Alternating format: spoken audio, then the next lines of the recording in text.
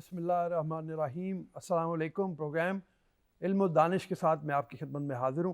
ہمارے ساتھ موجود ہیں سید سرفراز شاہ صاحب، ہماری علمی حوالے سے، دینی حوالے سے، روحانی حوالے سے گائیڈنس کرتے ہیں، ہمیں بتاتے ہیں زندگی کے اصول کس طرح سے ہونے چاہیے، کس طرح سے زندگی کو اچھے انداز میں گزارا جا سکتا ہے، اور پھر یہ بھی کہ اللہ کو راضی کر کے کس طرح سے اپنی زندگی میں بہتری لائی جا سکتی ہے۔ پچھلے پروگرامز میں بھی ہم نے اس طرح کی گفتگو کی ہے، ابھی بھی ہم آپ کے سوالوں کی روشنی میں اس پروگرام کو ترتیب دیں گے، اس کو آگے بڑھائیں گے اور کچھ نئی چیزوں کی طرف بھی اشارہ کریں گے۔ شاہ صاحب، لوگ یہ کہتے ہیں کہ آپ نے اپنی گفتگو میں ذکر کیا ہے کہ فقیر کی رائے یہ ہوتی ہے، فقیر کی رائے یہ ہوتی ہے، تو اس حوالے سے 5-6 سوال لوگوں نے بھیجے میں خیال میں انہی کی طرف بغیر توقف کے میں آتا ہوں۔ اور یہ کہ سب سے پہلے تو تعریف کی مطلب آپ فرما دیجئے کہ عام زندگی کو، کاروبار کو جاری رکھتے ہوئے، جس میں میں کاروبار بھی کر رہا ہوں، کام بھی کر رہا ہوں، میرا بزنس بھی ہو، میرے بچے بھی ہوں، میں اسکول میں بھی جا رہا ہوں، میں کالج میں بھی جا رہا ہوں، یا جو میں کام کر رہا ہوں، اس کے باوجود فقیری میرے اندر آ جائے، یہ ممکن ہے کیا؟ کیونکہ وہ کہتے ہیں جس طرح سے زندگی کی ایک آلائشیں ہیں، زندگی جس طرح سے ہماری مصروف ہوئی ہے، اس میں لگتا نہیں ہے کہ ہم اس طرح کی راہ اختیار کر سکیں، اور یا یہ کہ زندگی کو تیاگ سکیں، چھوڑ سکیں اور ایک فقیری کی راہ اختیار کر سکیں۔ اس کے بارے میں ذرا فرما دیجئے۔ اور پھر ایک صاحب کا یہ بھی ہے کہ تھوڑا سا یہ بھی ارشاد فرما دیجئے کہ فقیری سے مراد کیا ہے، فقیری ہے کیا آخر میں؟ بسم اللہ الرحمن الرحیم۔ پہلے تو انصاف کی بات کا میں جواب عرض کر دوں کہ فقیری کیا ہے۔ دراصل فقیر بہت سے معنوں میں استعمال ہوتا ہے لفظ۔ لوگ ازرائے عاجزی بھی کہہ دیتے ہیں کہ یہ فقیر، لوگ ازرائے حقارت بھی کہہ دیتے ہیں کہ وہ تو نرا فقیر ہے، وہ اور معنوں میں استعمال ہوتا ہے، وہ گدھر کے معنوں میں آ گیا۔ تصوف میں یہ ٹرم یوز ہوتی ہے۔ دراصل یہ 3 مدارج ہیں: فقیر، صوفی اور پیر۔ ٹھیک ہے۔ جب کوئی شخص تصوف کی راہ پہ چلتا ہے تو سب سے پہلے اس کا استاد اس کی ایگو کو ختم کرتا ہے۔ ٹھیک ہے۔ یہ بہت ہی کڑا مرحلہ ہوتا ہے، کیونکہ ایگو نہیں جاتی انسان کے اندر سے، اس پہ بہت مشقت ہوتی ہے۔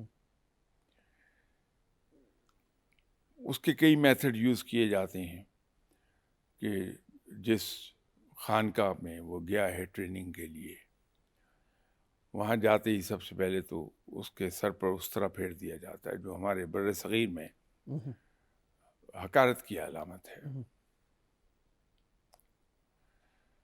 پھر اس کو جوتے سیدھے کرنے پہ بٹھا دیا جاتا ہے۔ اس کے بعد جب وہ یہاں پختہ ہو جاتا ہے تو لوگوں کے سامنے سے جھوٹے برتن اٹھانے کی ڈیوٹی لگ جاتی ہے، پھر کھانا سرو کرنے کی ڈیوٹی لگ جاتی ہے، لوگوں کے جھوٹے برتن دھونے کی ڈیوٹی لگتی ہے۔ یہ درجہ بدرجہ ہوتا رہتا ہے، اور ایک کام میں وہ جب کنسالیڈیٹ ہو گیا اس کے اندر سے، وہ چیز ختم ہو گئی کہ میں یہ جوتے کیوں سیدھے کروں، تو جب وہ رواں ہو جائے گا تو اس سے اگلا مقام آ جائے گا، اس میں رواں ہوگا تو اس سے اگلا، جو ہائیسٹ مقام آئے گا، جو سب سے اعلیٰ چیز گنی جاتی ہے، وہ ہے کہ لنگر تقسیم کرنے پہ ڈیوٹی لگ گئی۔ اب یہ ایک سائیڈ ہے جس پہ اس کی محنت ہو رہی ہے، اس پہ نظر رکھی جاتی ہے، اس کا استاد نظر رکھتا ہے کہ جو لوگ آتے ہیں ان کے ساتھ اس کا رویہ کیا ہے، اس میں عاجزی ہے یا نہیں ہے۔ پھر جب وہ اسے یقین ہو جائے کہ عاجزی بناوٹی نہیں ہے بلکہ دل کی گہرائیوں سے اٹھ رہی ہے، تو وہ مطمئن ہو جاتا ہے۔ یہ ایک پہلو ہے جو ٹریننگ کا ہو رہا ہوتا ہے وہاں۔ along side that عبادات کا سلسلہ جاری رہتا ہے۔ فرض عبادات کے علاوہ بے تحاشا نفلی عبادات، تلاوت قرآن پاک بھی اس میں شامل ہو جاتی ہے. تو یہ اضافی اس کے مشقتیں ہوتی ہیں. ٹھیک. یہ مقام جو ہوتا ہے اس کو فقیر کہتے ہیں. ٹھیک ہے. جب استاد مطمئن ہو جاتا ہے کہ اس کی ٹریننگ ہو گئی پوری طرح، اب یہ ٹھیک ہے، تو اس پر سے وہ جو اضافی مشقتیں ہیں دنیاوی بھی اور وہ بھی، وہ ہٹا لی جاتی ہیں. تو اس مقام پر وہ صوفی کہلاتا ہے. ٹھیک. تو یہی صوفی جب راہ تصوف میں آگے چلتا جاتا ہے تو وہ پیر کہلاتا ہے. پیر بھی آپ کے علم میں ہے کہ بزرگ کے معنی میں بھی استعمال ہوتا ہے، پیر صاحب عقل اور صاحب فہم کے معنی میں بھی استعمال ہوتا ہے، پیر صاحب علم کے معنی میں بھی استعمال ہوتا ہے. تو تصوف میں جب ہم پیر صاحب کہتے ہیں تو ان تینوں چیزوں کا مجموعہ گنا جاتا ہے. ٹھیک. یہ تصوف کی اصطلاحیں ہیں. ٹھیک. یہ جو فقیر کا ذکر میں کرتا رہتا ہوں وہ اصل میں عاجزی کے طور پر اصطلاح استعمال ہو رہی ہوتی ہے. ٹھیک. باقی یہ جو آپ نے فرمایا کہ صاحب دنیاوی زندگی کی آلائشیں، اس کو ہمیں ایک چیز پہ نظر رکھنی چاہیے. ہمارے پاس سب سے بڑا لائٹ ہاؤس زندگی کا موجود ہیں، وہ ہیں آپ صلی اللہ علیہ وآلہ وسلم کی ذات مبارکہ. آپ صلی اللہ علیہ وآلہ وسلم سے بڑھ کر کوئی ہمارے لیے لائٹ ہاؤس نہیں ہے. ٹھیک. جیسے طوفان میں گھرے ہوئے جہازوں کو وہ لائٹ ہاؤس جو کسی جزیرے پر بنا ہوا ہے وہ راہ دکھاتا ہے سیفٹی کی. آپ صلی اللہ علیہ وسلم ہمارے لیے مشعل راہ ہیں. ٹھیک ہے. تو آپ صلی اللہ علیہ وآلہ وسلم نے جو اپنی زندگی حیات طیبہ آپ کی جی جو گزاری ہے، وہ اس چیز کا سب سے بڑا ثبوت ہے ہمارے پاس کہ مسلمان زندگی جو گزارتا ہے وہ اس ڈھب پر گزارتا ہے. اس لیے کہ آپ صلی اللہ علیہ وسلم سے زیادہ دیندار کوئی نہیں ہو سکتا. ٹھیک. رب کے بعد سب سے بڑے ٹھیک. آپ صلی اللہ علیہ وسلم ہیں. اسی طرح اگر ہم آپ صلی اللہ علیہ وآلہ وسلم کی دنیاوی زندگی پر نظر ڈالیں، بحیثیت حکمران کے بہترین حکمران ہیں، کیا وزڈم ہے. آپ صلی اللہ علیہ وسلم کی جتنی حکومتی منوورز ہیں آپ دیکھیے کیا سکسیسفل تھیں. ٹھیک. حکمت لیے ہوئے تھیں.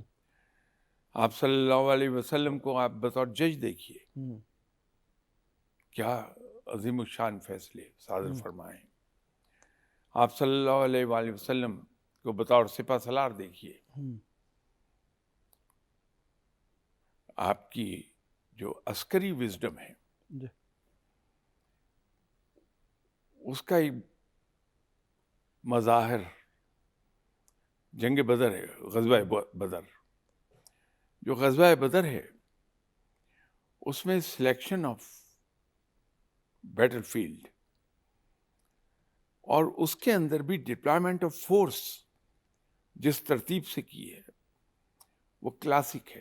اگر آپ اجازت دیجیے ایک بریک لے لوں، اسی پہ بات شروع کریں گے ہم یہاں سے کہ جو آپ نے ایسے پا سالار بات کر رہے ہیں یا رسول اکرم صلی اللہ علیہ وسلم کی زندگی کے حوالے سے ارشاد فرما رہے ہیں کہ ہر فیلڈ میں ان کو دیکھا جائے تو ان سے بہتر اور کوئی نہیں ہو سکتا.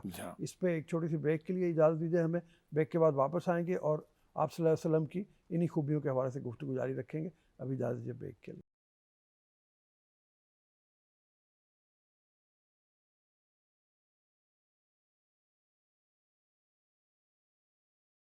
جی بریک کے بعد آپ جیسے ارشاد فرما رہے تھے اور اس میں غزوہ بدر کی بات آ گئی کہ کس طرح سے آپ نے چن چن کے جہاں جہاں کھڑے کیے فوجیوں کو اپنے اور اپنے عام لوگوں کو، بلکہ کہا جائے کہ وہ لوگ جو تعداد میں بھی کم تھے اور ان کے پاس عسکری قوت بھی کم تھی بہت زیادہ، اس کے باوجود 313 نے ہوتے ہوئے 1000 سے زائد کو شکست دی، جن کے پاس گھوڑے بھی تھے، اونٹ بھی تھے، اور بے پناہ لشکر تھا، بے پناہ سامان تھا، اس سب کے باوجود یہ حکمت عملی کی بدولت ہی صرف ایسا ممکن ہو پایا. جو ڈپلائمنٹ تھی وہ بڑی کلاسک تھی.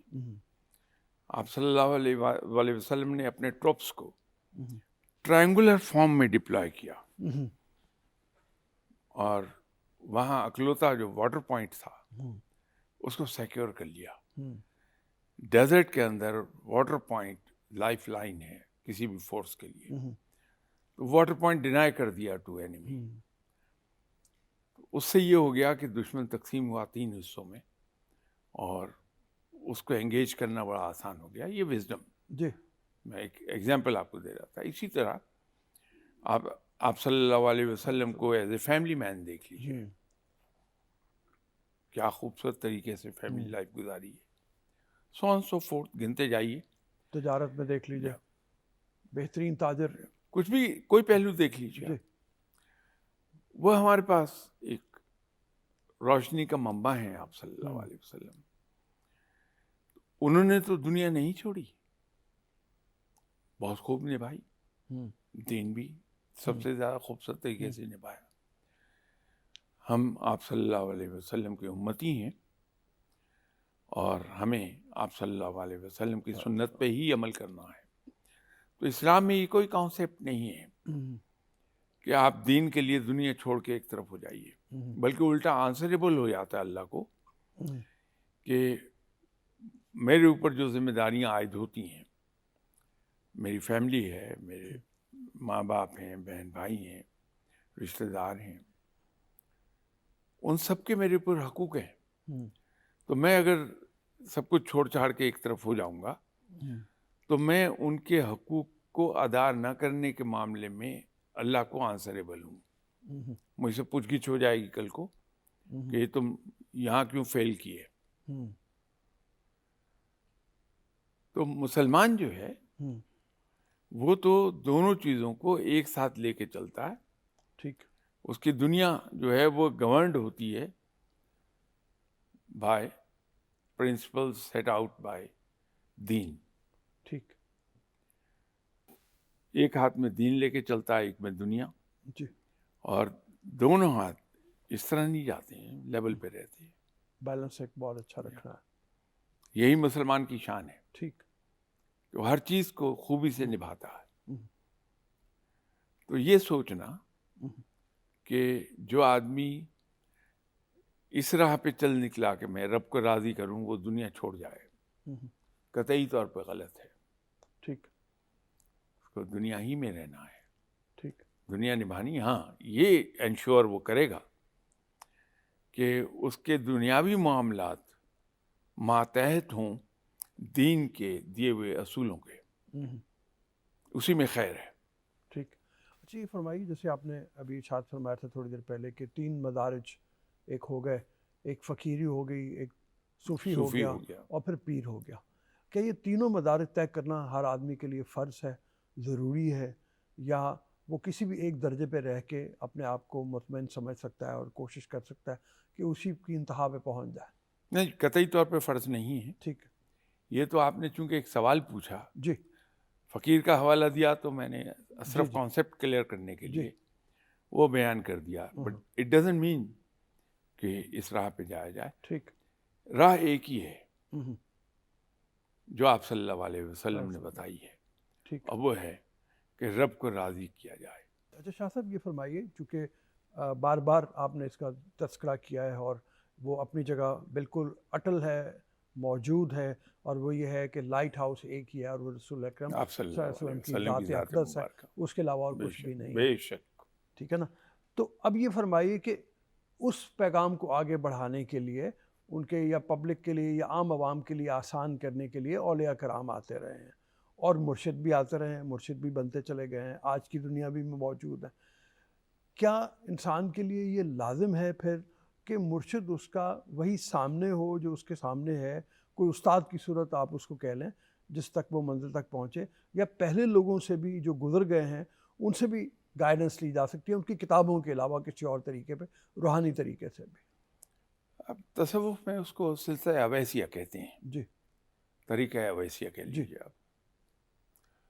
تو وہ اس راہ میں یہ تو ہے کہ یہ مانا جاتا ہے کہ طریقہ اویسیہ سے وہ فیض حاصل ہوتا ہے. ویسے تو ذاتی طور پہ اگر کوئی مجھ سے میرا ذاتی رائے مانگے اس میں، بات یہ ہے کہ جن صاحب کو آپ نے اپنا گائیڈ اور استاد پکڑا ہے وہ اپنی زندگی ہی میں اتنا کچھ سکھا جاتے ہیں کہ اگر اس پر آدمی عمل کرتا رہے تو ساری عمر پھر کسی اور گائیڈنس کی ضرورت نہیں پڑتی ہے. ٹھیک. کیونکہ جب آپ ایسے حضرات کے پاس جا کے بیٹھیں گے جن کو میں گائیڈ اور استاد کہہ رہا ہوں، تصوف میں انہیں مرشد کہتے ہیں، بات ایک ہی ہے. وہ اصل میں سختی کرتے ہیں ایک بات پر کہ آپ کی جو زندگی کے ڈھب ہے، اسلوب ہے، وہ کلیتاً سنت سے انفلوئنسڈ ہو. جیسے آپ نے ابھی آپ صلی اللہ علیہ وسلم کی شخصیت کا ایک پہلو تاجر کی حیثیت سے بتایا.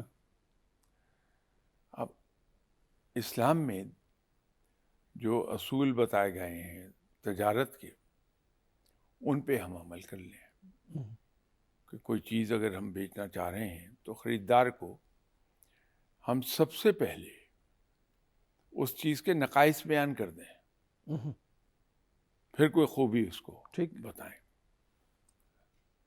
ذخیرہ اندوزی نہ کریں ہم، بلیک مارکیٹنگ نہ کریں ہم، جھوٹ نہیں بولیں، اس میں جھوٹی قسمیں نہ کھائیں، ناپ تول میں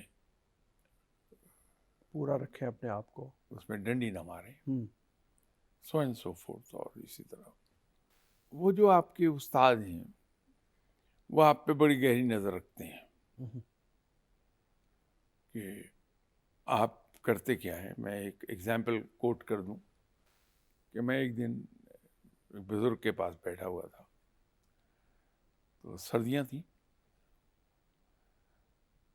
تو ایک ان کے خادم کے پاس کوٹ پھٹا ہوا تھا. تو ان کے خادم کہنے لگے جی میں یہ ریڑھی سے ایک کوٹ لے لوں جو یوز تھا. تو میں نے ان سے عرض کیا کہ یہاں سے مت لیجیے، معلوم نہیں اس میں کیا جراثیم ہو کیا نہ ہو، تو میں شام کو آپ کو ایک کوٹ پیش کر دوں گا جو بالکل نیا ہے، اس کو ہاتھ نہیں لگایا میں نے. وہ کہنے لگے بڑی مہربانی، ٹھیک ہے. میں آفس سے اٹھا کرتا تھا ذرا لیٹ، تو 8 بجے دفتر سے اٹھا، سردیوں کے 8. گھر جا کے کھانا وانا کھایا، فریش اپ ہوا، تو میں ان بزرگ کے پاس چلا گیا، کوٹ لے گیا ساتھ. تو میں نے جا کے ان کے خادم کو پیش کیا کہ یہ لیجیے. اب ان بزرگ نے مجھے کیا کہا کہ تم نے بڑا غلط کیا، ایسا نہیں تمہیں کرنا چاہیے. تو میں بڑا پریشان ہوا کہ میں نے کیا کیا ایسا. تو میں نے کہا کہ میں سمجھا نہیں کہاں غلطی ہو گئی مجھ سے. کہنے لگے تم نے وعدہ خلافی کی ہے. میں نے کہا جی وعدہ خلافی تو نہیں، میں نے عرض کیا تھا کوٹ کا کہ میں لے آیا. کہنے لگے تم نے یہ کہا تھا کہ تم شام کو لاؤ گے، یہ رات ہے. تو میں نے کہا جی میں تو آفس سے اٹھتا ہی رات کو 8 بجے کے قریب ہوں، تو گھر جا کے فریش اپ ہونا، کھانا وانا کھانا ہے، تو یہ 9 ساڑھے 9 ہو گئے مجھے. کہنے لگے میں بھی یہی کہہ رہا ہوں تم سے، تمہیں یہ کہنا چاہیے تھا کہ میں جب رات کو آؤں گا تو میں آتا ہوا لیتا آؤں گا. تم نے شام کا وعدہ کیا اور لائے ہو تم رات میں، یہ وعدہ خلافی ہے. تو اپنے الفاظ میں محتاط رہا کرو. اچھا. یس. اب یہ بزرگ جو تھے جی جی. یہ اتنی باریک چیزوں پہ نظر رکھتے تھے اور اپنے پاس آنے والے کی کریکشن کرتے تھے. اب وہ روٹین میں ہم بات کرتے رہتے ہیں. میں آپ سے کہہ دوں گا جی میں شام کو حاضر ہوں گا. ہاں جی، اور 2 دن بعد آؤں گا. 8 بجے آ گیا. جی. لیکن وہاں احتیاط کا عالم یہ ہے کہ نہیں، شام کہا ہے تو یہ شام ہی ہونی چاہیے. تو جہاں جا کے آپ گائیڈنس کے لیے بیٹھتے ہیں، اگر وہ صحیح آدمی ہے تو وہاں پھر آپ کی تربیت اس انداز میں ہو جاتی ہے کہ آپ کو ان کے دنیا سے چلے جانے کے بعد بھی کہیں ضرورت نہ پڑے. شرط یہ ہے کہ ہم صحیح آدمی تک پہنچ جائیں. ٹھیک ہے شاہ صاحب، آپ نے بالکل بجائے ارشاد فرمایا کہ ہمارے لیے مشعل راہ رسول اکرم صلی اللہ علیہ وسلم کی زندگی ہونی چاہیے اور اسی کو ہمیں نمونہ بنانا چاہیے. باقی سب سے بڑا مرشد، سب سے بڑا استاد اور سب سے بڑا انسان وہی ہے، اس کے علاوہ آپ صلی اللہ علیہ وسلم ہیں. صلی اللہ علیہ وسلم ہے. اسی پہ ہم اپنے پروگرام کو ختم کرتے ہیں آج. انشاءاللہ تعالیٰ دوبارہ حاضر ہوں گے. آپ جو پروگرام دیکھ رہے ہیں ہمیں اپنا فیڈ بیک ضرور دیجیے گا، ہمیں لکھیے گا، ہمیں بتائیے گا اور اپنے سوال بھی ہم تک پہنچائیے گا تاکہ ان کو ہم شاہ صاحب کے سامنے رکھ سکیں اور اگلے آنے والے پروگراموں میں ان کے جواب لے سکیں. ابھی اجازت دیجیے. اللہ حافظ.